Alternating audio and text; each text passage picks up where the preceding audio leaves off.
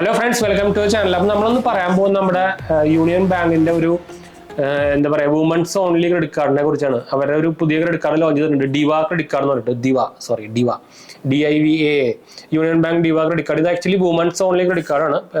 ഫീമെയിൽസിന് മാത്രമേ കിട്ടുള്ളൂ കേട്ടോ.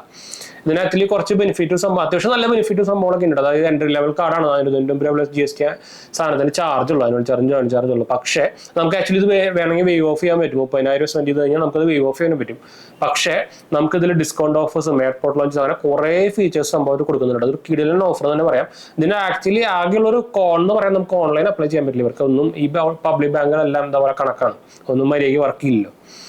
അപ്പോൾ ഇതിന്റെ എലിജിബിലിറ്റി ക്രൈറ്റീരിയ ഇവർ പറഞ്ഞേക്കുന്നത് 18 to 65 ആണ് പറഞ്ഞേക്കുന്നത്. അതുപോലെ തന്നെ സാലറിയുടെ ആയിരിക്കണം. മിനിമം 2.5 lakh per annum വേണം. അല്ലെങ്കിൽ ഒന്നെങ്കിൽ ഫോം 16 വേണമെങ്കിൽ അല്ലെങ്കിൽ ITR വേണമെന്ന് പറഞ്ഞേക്കുന്നത്. ആഡ് ഓൺ കാർഡ് ആയാലും അത് വുമൻസിന് മാത്രമേ പറ്റുള്ളൂ. പിന്നെ ഫിക്സഡ് ഡെപ്പോസിറ്റിനെതിരെ സംഭവമില്ല. ഇത് ഒരു അൺസെക്യൂർഡ് കാർഡാണ്, സെക്യൂർഡ് കാർഡ് അല്ല കേട്ടോ. പിന്നെ അതിന്റെ ബെനിഫിറ്റും കാര്യങ്ങളൊക്കെ പറയുകയാണെങ്കിൽ നമുക്ക് കുറെ വൗച്ചേഴ്സ് സംഭവങ്ങളൊക്കെ നമുക്ക് ഇതിനോട് കിട്ടുന്നുണ്ട്. ഡിസ്കൗണ്ട് വൗച്ചേഴ്സ്, അതായത് ലാക്മേന്റെ, Nykaa, Myntra, Flipkart, Big Basket, Book My Show, അങ്ങനത്തെ കുറച്ച് വൗച്ചേഴ്സ് നമുക്ക് ഇതിനോട് കിട്ടുന്നുണ്ട്. അതുപോലെ തന്നെ എയർപോർട്ട് ലോഞ്ചസ് നോക്കി കഴിഞ്ഞാൽ 8 കോംപ്ലിമെന്ററി ഡൊമസ്റ്റിക് ലോഞ്ചസും അതുപോലെ തന്നെ 2 കോംപ്ലിമെന്ററി ഇന്റർനാഷണൽ എയർപോർട്ട് ലോഞ്ചസ് നമുക്ക് ഇതിനോട് കിട്ടുന്നുണ്ട്. പിന്നെ ആനുവൽ ഹെൽത്ത് ചെക്കപ്പും നമുക്ക് കിട്ടുന്നുണ്ട്. പിന്നെ റൂപേ വേരിയന്റ് ആണ് കാർഡ്, അതുകൊണ്ട് തന്നെ നമുക്ക് UPI ഉപയോഗിക്കാൻ പറ്റും. പിന്നെ ഫ്യൂൽ സർചാർജ് വേ ഓഫ് നിങ്ങൾക്ക് അറിയാം, നോർമൽ എല്ലാ കാർഡിലും ഉള്ള പോലെ തന്നെ. പിന്നെ കൺസീർജ് സർവീസ് നമുക്ക് ഇതിൽ അവൈലബിൾ ആണ്. പിന്നെ റിവാർഡ് പോയിന്റ് ആരും നോക്കി കഴിഞ്ഞാൽ നമുക്ക് 2 reward point for every 100 rupees spend ആണ് കേട്ടോ. മാക്സിമം നമുക്ക് റിഡീം ചെയ്യാൻ പറ്റുന്നത് 750 പോയിന്റ് ആയി കഴിഞ്ഞാലാണ് കേട്ടോ.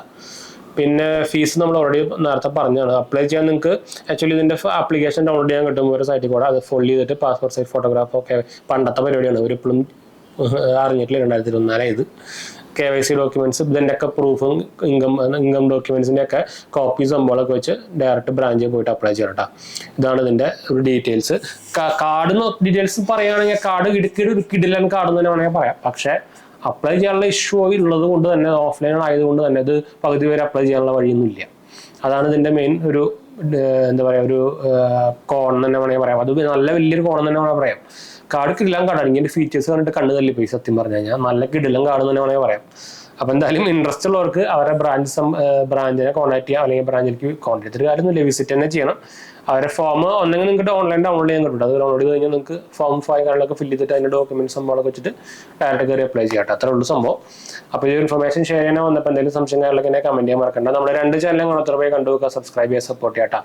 അതുപോലെ തന്നെ നമ്മുടെ പുതിയ ചാനലായ GHS വേൾഡ് കാണാത്തവർ കണ്ടു നോക്കുക, സബ്സ്ക്രൈബ് ചെയ്യുക, ഫ്രണ്ട്സിലേക്ക് ഫാമിലിക്ക് ഒന്ന് ഷെയർ ചെയ്യാം. നമ്മളതിൽ tech news, movie news, financial news സംഭവങ്ങളൊക്കെ ചെയ്യുന്നതാണ്.